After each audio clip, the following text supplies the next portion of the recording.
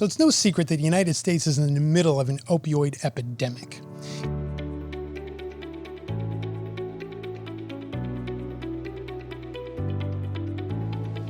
You see, opioids are the common set of drugs that are prescribed for pain in modern medicine today.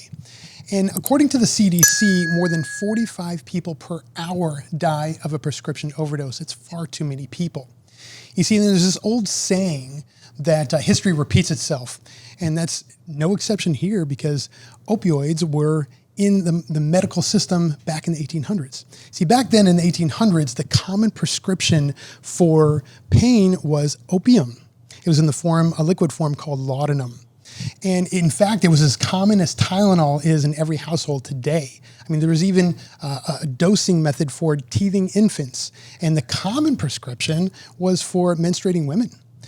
By the 1900s, though, what doctors realized is that this was a highly addictive substance. The common addict was a housewife. And it really became a problem towards that time. And that began the war on drugs as we see it today. And what ended up happening was we threw the baby out with the bathwater, and cannabis got roped in with opium at the time. And cannabis was just as demonized as opium because it was causing such havoc and addiction problems. Well, now in today's episode, we're going to talk a little bit about how pain works in the body and how you might be able to get relief in an alternative way through cannabis. But first, we're going to talk to Dr. Heiberger, and he's going to give us his perspective on what pain is and how it works in the body. What is pain? Pain is basically the body's alarm system, and it's supposed to let the body tell your brain to stop a behavior, such as letting go of the cactus or stop eating the cheesecake. So it is important to try to find and fix the pain, but since that oftentimes takes a lot of effort, we need to treat patients in the meantime and alleviate it, particularly keeping in mind that sometimes the nervous system itself, the alarm system, is broken, and cannabis can help with that pain as well. Generally speaking, what are the most common types of pain, and how are they different? There are a lot of types of pain, and there's a lot of overlap, but the two main causes of pain are nociceptive and neuropathic, which are fancy names for body pain and nerve pain. So the nociceptive body pain is, like a visceral pain with an IBS bowel cramps, or it could be more of a somatic pain, like you cut your finger, or an arthritic inflammatory pain.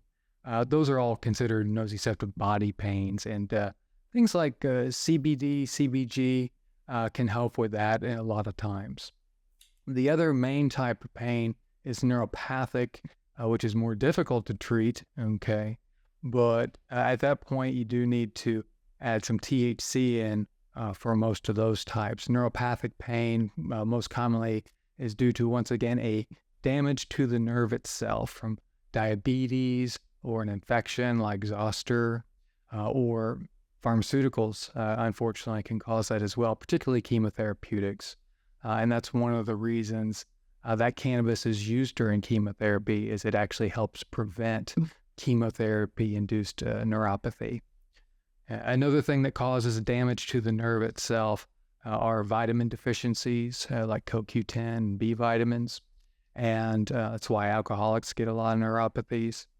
And those are just some of the reasons. Those are the two main types of pain. There are other types, such as not nociceptive, but nociplastic. And what that means is like opiates make your body where it's hypersensitive to pain chronically. So that's another type.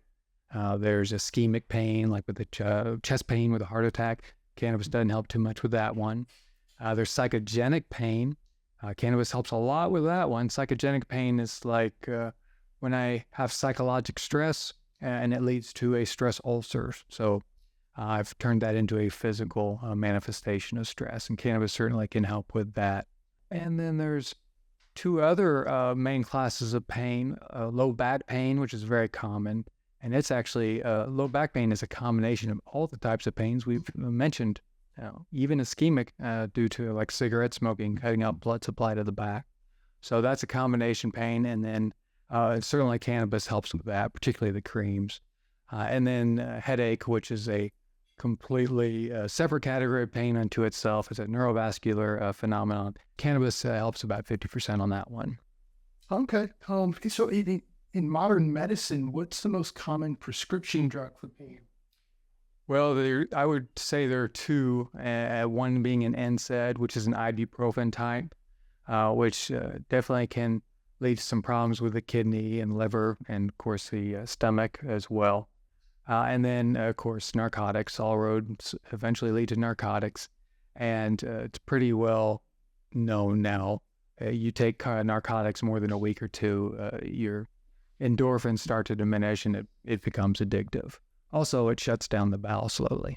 So if someone wanted to get off their pain management pills, prescription pills with medical marijuana, what would you advise? I definitely recommend, let's just talk those two main categories, being the NSAIDs. Well, basically, cannabis can be nature's ibuprofen, particularly CBD and CBG, which are non-intoxicating, for anybody who's worried about that. So no kidney problem, no ulcers, no future heart problems with those type of therapy, a nice CBD or CBG in your tongue. As far as narcotics goes, sometimes we do need narcotics, particularly for severe short-term pains, bone fractures, severe fractures, cancer pain, that sort of thing. But the nice thing about cannabis is even if you absolutely do need a narcotic opiate pain medication, the cannabis works synergistically with it and it can reduce the need for it, if not eliminate it completely. And certainly if you have fibromyalgia types of long-term pain, you don't want to take the opiate route. Same thing with headache. That's just a downhill course. So any final thoughts? Yeah, I'd just like to talk briefly about, the different forms of the cannabis for the pain. And always prefer, as a doctor, the sublingual forms, under the tongue. And both for long-term health and short-term, knowing exactly what you're getting. But also for some of the visceral pains, some of the stomach pains, do prefer the edibles, or the capsules, so we can get directly to the bowel for the inflammatory pain. And then we talked about a little bit back pain, and the creams can be particularly good for that, but the pores have to be open. And you open the pores with a hot shower, with a little bit of Tiger Balm or capsaicin cream, and then that high-quality cannabis cream in there can be really effective for that. As far as headache, it's usually back to the sublingual for that. And also keep in mind that migraine triggers, a lot of them are due to sleep disturbances. And cannabis is very good for getting high-quality sleep, So once again, prefer the sublingual for that, For females, for vaginal pain and any menstrual cramps, I prefer the suppositories, which unfortunately in southern Florida, a little hard to find, So you can order CBD suppositories, and then you can dip them in a quality THC oil, like Move Dispensaries has a safe one for those sensitive areas. And it's pretty much the different forms. Okay, so when talking about marijuana and pain, right, it's really important that we bring up the endocannabinoid system. Yes. So Adam, talk to us a little bit about that. The endocannabinoid system is my favorite. I mean, I've always been interested in healthcare and in helping people and in healing. And as someone who, kind of has that drive and sees themselves like as a healer, the endocannabinoid system is like the dream come true. It's literally the body's system that initiates any kind of healing process, any kind of stress maintenance. That's what the endocannabinoid system is for. It starts like if you need white blood cells for something, if you need skin mending, it's the system that tells your body like, hey, something is off balance. It's what keeps your body like in that homeostasis, in that kind of central balance state. And anytime something goes outside of that, your endocannabinoid system kicks into gear to start taking care of it. And the thing that I love about this so much, because we all can sit there and be like, oh, like it starts the healing process. That's really nice too. One of the minor things that I think gets overlooked all the time in the endocannabinoid system is the way that it regulates the stress that our body goes to, whether that's emotional or whether that's physical, because it starts keeping track of stress markers that build up to stressful events that our body goes through, again, like physical or mental.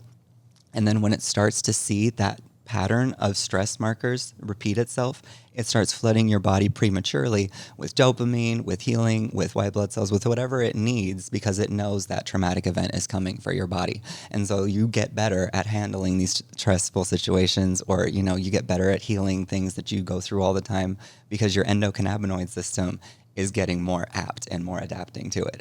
It's so cool. It's such a fascinating system. And from my understanding, it wasn't really fully mapped out until the 90s. Mm-hmm. So it's a relatively new, in the last 40 years, really 30 years, Yeah. it's a relatively new, find on how it works and operates.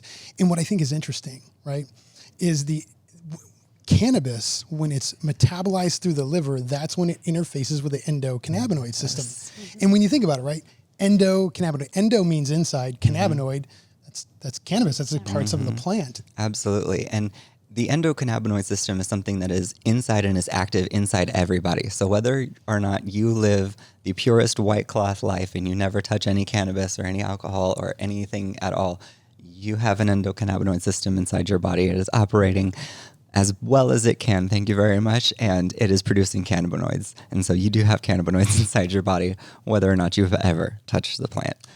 I think that's a really good point. Any of the people out there that are saying, cannabis is something that's bad, well, guess what? Your body already makes it. Mm-hmm. So it doesn't get much more natural than that. It's a plant that grows out of the earth. Your body literally has a system specifically for, processing this. The phytocannabinoids that we pull out of the plant replenish our body's healing system. I mean, what could be more natural than that? It's pretty fascinating. And just a quick caveat, and we'll get into this a little later in the episode, but I think it's important for people to know too that, when you smoke cannabis, that's when the effects are going to go from the capillaries of your lungs to the CB1 receptors in your brain, which will give you treatment in kind of instant relief, but it's not really engaging the endocannabinoid system. When you process through the liver, that's when you ingest it, be it through sublingual under the tongue, eat it with an edible.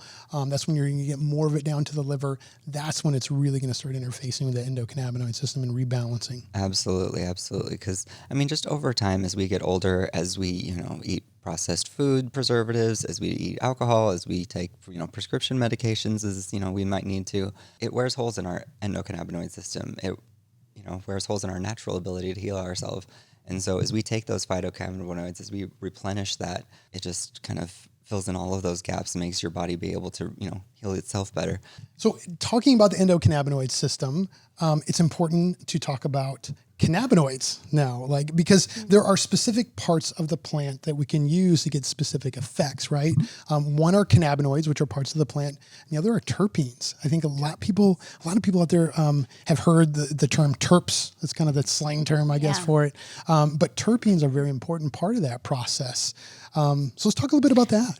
There's a terpene called borneol that's really good for basically pain and helps with muscle tension, muscle swelling and inflammation. Yep, absolutely. And something that we're just kind of referencing right here is a terpene card. So all of our patients, when they come through My Florida Green and get certified, you get a folder with a bunch of great information. One of them is this terpene card, and it really breaks down what all the different terpenes are. There are many different types of terpenes that the plant can create, and you can get different relief for different types of terpenes, which allows you to kind of target the kind of relief that you're going to get from it. And just so everybody out there knows, right? So what a terpene is, it's a natural oil that forms on the plant as it grows. There's many different things that can influence what types of terpenes the cannabis plant's going to express. And that's through different types of light exposure, different temperatures, what's in the soil, all kinds of different things, and it'll manifest different terpenes. Now, the terpenes are going to be infused into the plant. I think it's important to know that. So if you're going to be after specific terpenes, it's important to have a little terpene card ready, kind of like this, but know which terpenes you're after, because you can go to your dispensary, and at least in the state of Florida, you can go to any dispensary, ask for a certificate of analysis, right? And they'll print one up for you and give it to you and tell you everything that the lab found in that product, including the terpenes. And it can be really helpful to record which terpenes you're using to get different types of relief, because then you'll know what products to go back and go after. Because after all, cannabis it's a completely individual response. Everyone's a little different in how they react. Different tolerance levels, different dosing, everything's going to play a factor, right? Your genetics, all that plays a factor. And honestly, that's great because everyone's pain is different. I mean, just based on the life that you've lived, the lifestyle you're currently living, you know, the events that you went through to acquire that pain, everybody's equation is slightly different. And so everybody's answer is slightly different. And so it's nice that we have such a versatile answer in cannabis that can give us so many different answers and can specialize in so many different areas, because it's really what we need as, you know, unique individual people. That's so true. And kind of going back to what Dr. Heiberger said, right? There's, generally speaking, I mean, there's a lot of nuances to this, but generally speaking, there's body pain and nerve pain. So I think it'd be helpful for us to kind of talk a little bit about some of the cannabinoids that could help with those different types of pains. Yeah. And I mean, it's nice too, because like I was saying, you know, different specific parts of the plant target specific things and help with specific things. And so, you know, when we come to body pain, like the doctor was talking about, things that tend to be more inflammation or irritation based, things that are kind of like a direct abrasive assault on the body, those are really great for CBD, CBG. It helps with that inflammation, helps keep the calming and the irritation down. Can also help with just like basic blood sugar and blood pressure regulation, and also can control the psychoactivity that's in the THC too. And so all of these things make CBD just super great for like daytime pain control. You don't have to worry about taking too much because you won't get too psychoactively high, and it will help control that pain. And then, you know, when we get into the nerve pain and kind of the other parts of it, like the doctor kind of mentioned, that's where the THC really shines. I just want to because I want to pause on something real quick, because you talked about how CBD can help mitigate or reverse your psychotropic aspect, the high aspect. Have either of you guys ever tried that before? You never tried that before? Have you ever tried it? So I have a super high tolerance when it comes. That's right. I forget. I'm next to What two about you? redheads here that have real high tolerances. So, in case anybody doesn't know, anybody with the redhead gene, many people with the redhead gene have higher tolerances to cannabis and pain and a number of other things. So it kind of makes you guys an expensive date. It really does. And it also Yeah. just means that we don't really have to worry too much about having to reverse the psychoactive effect. Right. Whenever we do get to the point where we're like, ooh, no, I'm really feeling it. Wait 10 minutes. It wears off. Yeah, at least for us, it would. Exactly. Yeah. Yeah. So I got a quick little story, as a little anecdotal story here about wanna CBD and hear. reversing that high. So I had a situation about 2 months ago where someone very close to me had taken a quarter of an edible, and this person typically takes maybe barely a quarter, right? Very stressful day, so took a little bit more than a quarter. And this is the type of person that kind of has an A-type personality, tends to, want to be in control of all the situations, right? And they're starting to get a little bit amped up. My heart started racing, started getting a little bit paranoid. And I said, well, hey, look, don't worry about it. I know what to do. Sit down, give them a big dropper of CBD. It was like a full dropper of the 500 milligram that we have here, Revita Were oil. you like pray and like, No, I knew because I had done it with myself before, Okay, but good. they just were nervous and they were a bit paranoid and still didn't believe me. I said, just hold it under your tongue until it just absorbs or just mostly absorbs, right? And then I said, I tell you what, let me time it. So I'm going to time it. I hit my timer. 22 minutes later, this person comes back to me and says, Chad, it was like a light switch. Literally from one moment to the next, I was psychotropic or high, and then boom, gone. And then very calm and collected and very cool after that. It was quite amazing. It's great. I haven't experienced it personally, but I have seen dramatic changes like that with some patients that come in, whether they're, super anxious about, the doctor in general or just other things that are going on in their life. We have some patients that sign up during the toughest times and, they'll come in visibly, stressed, anxious, jittery, and, we'll give them the sample of the CBD. And before we're even done with the checkout, they're like, wow, I'm really feeling better. yeah. Yeah. Yeah, it really does help. It really especially when they does. come in so stressed out like that. It truly does. It's an amazing thing. So just Like I anyways. said, largely overlooked too. Another part of the plant that's largely overlooked. And I get it. I mean, it's to a lot of people, it may not be as sexy as THC because you don't have that visceral feeling that you Right. get, but it's such a fantastic complement to ingesting the THC. Ingesting CBD is great. Absolutely. Well, and it complements it more than just kind of on that surface level too, because when we get back into the endocannabinoid system that I love so much, the THC binds to those receptors inside of your system, and it gives them a huge stimulus, gives us a lot of relief and makes us feel good. But when we take CBD, what it does is it goes through and it cleans off all of those receptors. It clears them all off, helps, start them rejuvenating and cleaning themselves. So then the next time you come in to dose with the THC, they're at their full absorbing strength again. They're not, overstimulated or worn out from the last time. They're not, absorbing 60, 70% of the THC. They're at full strength again. And so the CBD and the THC work inside your body too to work together. Another cannabinoid I wanted to bring up just in relation to pain, right, was CBN. It's one of those cannabinoids that it's mostly known for sleep, because CBN can help with sleep, but it also can help with muscle spasms and just pain relief in general. So it's kind of a nice one, just kind of put in the back pocket. And if you see products with that can be really, really helpful as well. And especially if it's, we've had some patients that it's something physical that's keeping them up at night, whether or not it's like Parkinson's, something where they have a tremor, or like restless leg syndrome. Things like that can be hugely helped with CBN. Yeah, we've seen absolutely great things. So I think the next thing we should probably move on to are routes of consumption, ways to consume cannabis, because as we know, all the different routes are going to affect you a little bit differently. They have different times where you're going to get points of relief, the timing wise, and they're all going to affect your body a little differently. So maybe we should kind of just run down the routes real quick. So like you were saying before, and I'll be the one to say it now, the smoking is really going to be the least effective, or at least, effective for the shortest time period.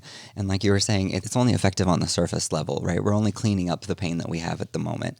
And so when it comes to, really treating the source of the pain, whether it's, nerve or body pain, and you're using CBD or THC, you're going to need to start ingesting it to get at the source of the problem and to start the healing process. Otherwise, all you're doing is coming around and cleaning up all the pain that's spilt over.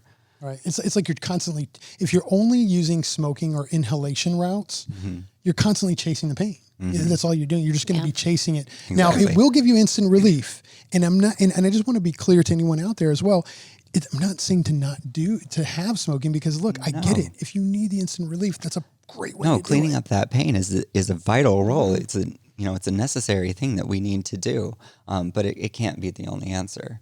I love that. That's so true. Exactly. That's so true. So like sublinguals. Let's talk a little bit. So sublinguals, for those of you who don't know, is it's the oils that you put in the mouth under the tongue.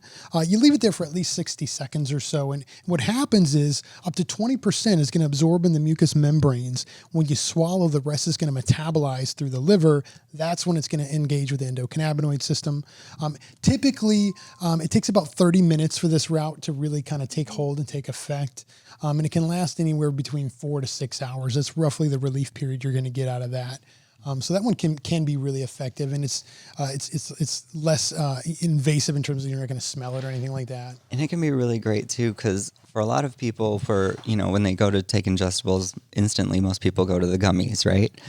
When it comes to gummies and capsules, that can have a much longer duration period. Whereas you were saying the tincture is 4 to 6 hours. The gummy is usually closer to like 8 to 10 hours for most people. And that's going to have a longer waiting period before it kicks in too, because usually the gummy is going to have to get down to your stomach and really start breaking up before your body can absorb THC. So you're waiting for anywhere from like 1 to 2 hours, depending on, your metabolism, what you ate that day, other various things. And then, you're in for 8 to 10 hours. So for a lot of people, the tincture can be a great mitigator, because it doesn't last as long, and it kicks in a little bit more quickly, and so whereas more people might be familiar with the gummy and the traditional edible, the tincture is actually a really great alternative. I think that's a good point. And because imagine, right, like you're in pain, you wake up in the middle of the night, and you don't want to sleep another 8 hours, right? No. Maybe you just want to sleep another 4 hours, but the pain is kicking, right? So a tincture is a good route. I want to kind of just quickly go back to inhalation routes, because I think there's a couple ways to talk about inhalation that we just didn't mention that could be really helpful for someone. Right. One of them is an inhaler. Yeah. I actually have an inhaler. It's by Move. It's just like that. You basically use it as like an asthma inhaler. So, and that's come in handy, especially if you wake up in the middle of the night and you're in pain and you don't want to smoke or anything. You can put it in your mouth and inhale it, and it goes basically the same route as smoking would. So, and that was a great relief for me. So that It's was so much good. more comfortable in the middle of the night because you don't want to sit there and, have a mouthful of smoke or, Yeah, it's really cool. I mean, whoever invented it, I'm very Kudos. grateful. Yeah, so you could always do that, especially people that have asthma. They used to smoke and they don't want to smoke, but there's another route. So And that's a yeah. very safe route too, right? Because Yes. there's no carcinogens in it. It's just going to be vapor going in, so you're not hurting your lungs. No combustion. No combustion, And kind of speaking of combustion, I think is another thing it's important to talk about another route that's in the inhalation route, which would be Right. a dry herb vape. Right. Yeah. So a Volcano is known. I mean, those are like $400 or $500. I know those are kind of expensive, but there's other less expensive ones that work equally as well. But a dry herb vape is great because it'll heat up your herb, like the dry herb, the flower, right? It'll heat it up until just before combustion, right?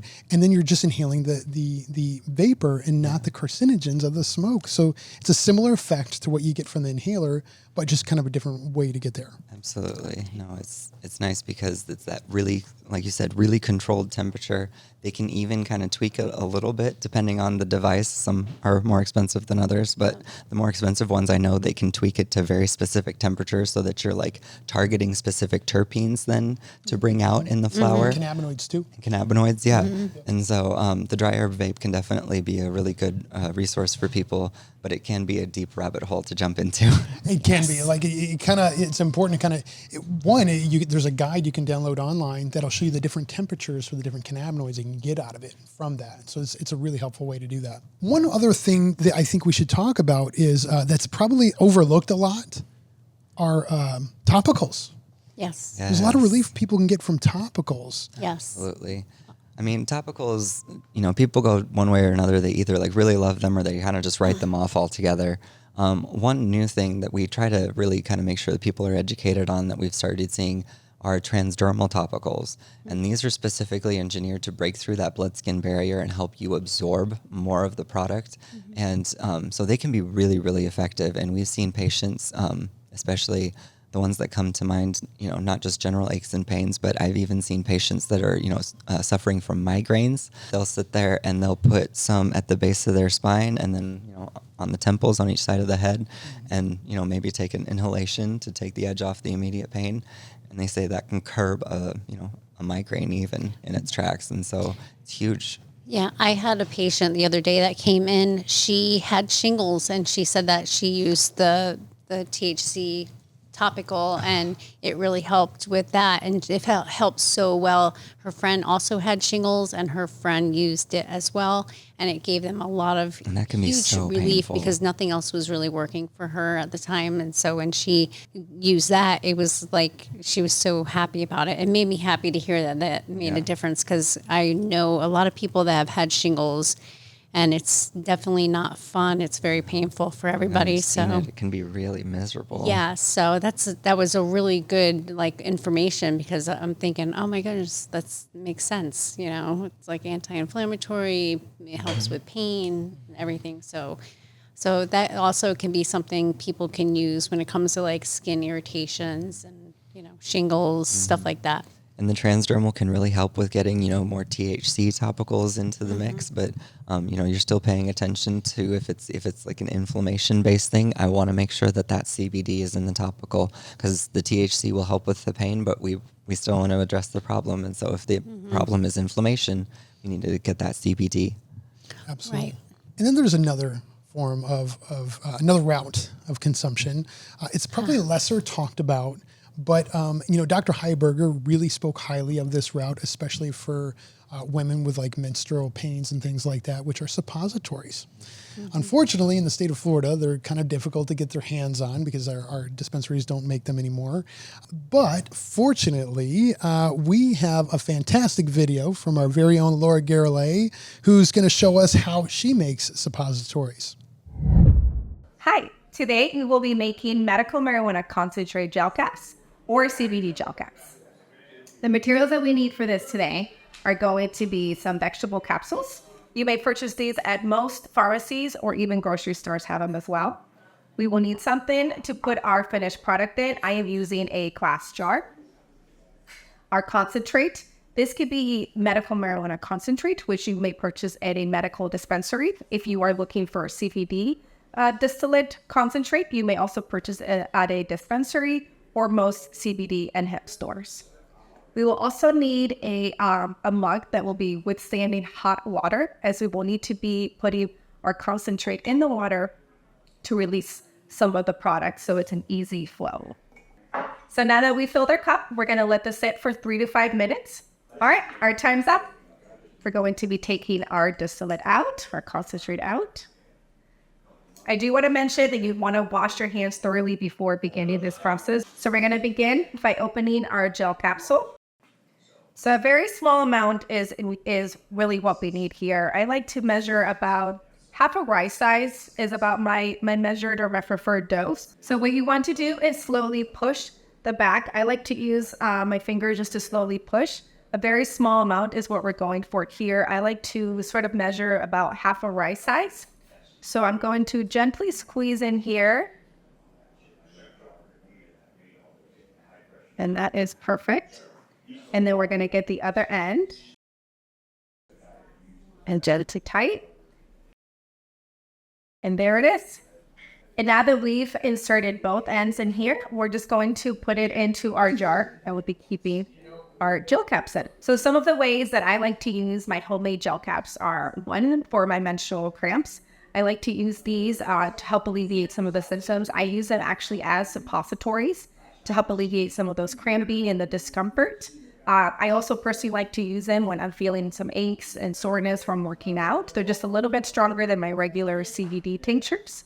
What I also love about this is that I am measuring my own dose. I know my body more than anybody else. And so I'm always able to add a little bit more, add a little bit less, really depending on what I'm going through. This video is how I take control over my dosing. Thank you so much, Laura, for sharing that video with us. So, as we kind of bring our episode to a close, I think it's important for us to share just anything that might be a little bit more individualized, right? Like, just giving people other suggestions and sharing some of the success stories that we've seen. I know we've shared a few so far, but, just a reminder that, cannabis is an individual response. Everyone's going to be a little different in how they treat, tolerance levels, dosing, all of that's going to vary from person to person. But I think this is a great opportunity to kind of just discuss different ways to treat pain that's helped you guys or helped other people that or patients that we've seen. So I've always had chronic back pain. It's something that I was born with, and that, working out hard, but not necessarily working out right, didn't necessarily help in my teenage years. And so I've always had back pain. It's something that I've always struggled with. And I can definitely attest, when I first started using marijuana to try and help with the pain, it helped. But then, like I said, I'm someone with a high tolerance. Unfortunately, the way I was introduced to it, I was introduced basically just to the THC side of it. And so I was basically just always chasing more.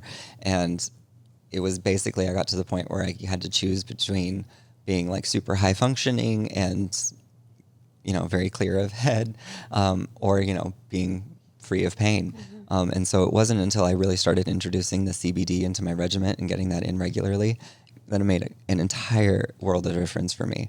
I had a way to start really controlling and working on the pain, mitigating it so that the pain wasn't as bad every single day, all the time. The pain actually has gotten to the point where it's not as bad. I have days where it's not that bad at all anymore. And then, I do still have the THC for when the pain flares up or, when it gets out of hand. But having that CBD in my schedule, it actually, like I said, targeted the inflammation. So it makes a huge world of difference when you're just chasing the pain or when you're chasing the pain and you're dealing with the source of the pain. Right. And then just being able to just feel like I'm, functioning again. I'm clear of head. I'm thinking, I'm, being productive every single day. It's great. It's awesome. That's awesome. I have pretty much, I'm thankful for marijuana just because of the fact that if it wasn't for that, I probably would be addicted to opiates by now. When I was like 2, I was in a head-on collision with my family, and nobody realized that I actually had a really bad neck injury, and I didn't really say much because I thought it was normal growing up, but it ended up healing backwards, my neck, and I needed major surgery a few years ago on C3 all the way to C6. It was like all bone on bone. I was always in severe pain. I couldn't turn my head right or left without it getting stuck. I couldn't look up or down. It was really bad. So thankfully, I would take gummies. I would do my inhalation. I did everything other than take any pills because I just didn't want to go there. So, and then I thankfully ended up having my next surgery. I got through all that. I did not take any opiates. I did not take anything. And then I basically continue with my regimen as I usually do. And I feel like it's done miracles for me. And I'm glad, pretty much thankful for that. Yeah. So, and I have no pain. I mean, I do have like regular aches and pains, but that's incredible. THC and, CBD and everything, it's really done a lot of help for me. That's fantastic. I mean, and really like just those two examples right here are beating the stat, right? The stat of 45 people per hour die of prescription overdoses. And this is a natural way to do it. So I commend both of you for going down that road, because I know it can be a little nervous at first. Because you're like, is this really a thing? Is this something that's going to help? And so I came from, a more healthcare background. I worked in the hospital. I worked in retirement homes. And so coming into marijuana was something I was super hesitant about. I grew up in a religious background, went kind of into healthcare. And so, it was on the list of drugs that one does not do. But eventually you sit there, in the healthcare system. I was like, well, I don't want to take prescription painkillers though, because that creates a dependency. Even as someone in the healthcare system, I know that creates addiction. And so you're sitting there going, okay, well, am I going to sit there and get addicted to this with all of these side effects, with all of these possibilities that it's going to, potentially do? Mm-hmm. Or am I going to go ahead and give this thing a try that's never, has a way lighter list of side effects, something that's way more manageable, has never killed anybody. I mean, has medicinal effects. Exactly. It just came to the point where I was like, yeah, it's a no-brainer. And if I'm going to try something, I'm trying this first. Mm-hmm. And I'm so glad that both of you went down that road. And same here, because, I'm a Marine Corps veteran. And one of the pain points that I have is my knees. I've got flat feet. I've dealt with that for a long time, and it's added up over the years. My knees kind of feel it, and the thing that helps me really, really well. This is a combination of different routes, right? Like the transdermal topicals have been fantastic. Tinctures before bed, sometimes an edible depending how bad it is, and then just smokable when I just need to take the edge off and feel a little bit better at the moment. Mm-hmm. Changes the perspective in a much more positive way, which I really like. But I just want to kind of wrap up with this. Anyone out there who's been suffering from pain, and you are nervous about the addictive side effects of opioids, cannabis can be a great solution. It's a great solution for many, many people. Go to myfloridagreen.com, click Get Started, and fill out the paperwork. Come in to see us, because we can definitely help guide you on that journey. And also, with this podcast, we're trying to build a community, right? We want to build a community of people sharing what works for you. So please share in the comments. You never know what your regimen is going to do for someone else, and how that can maybe send them down a road that could really lead them to some great relief. So don't hesitate. Comment here, share these videos. We're going to bring some more great content to you.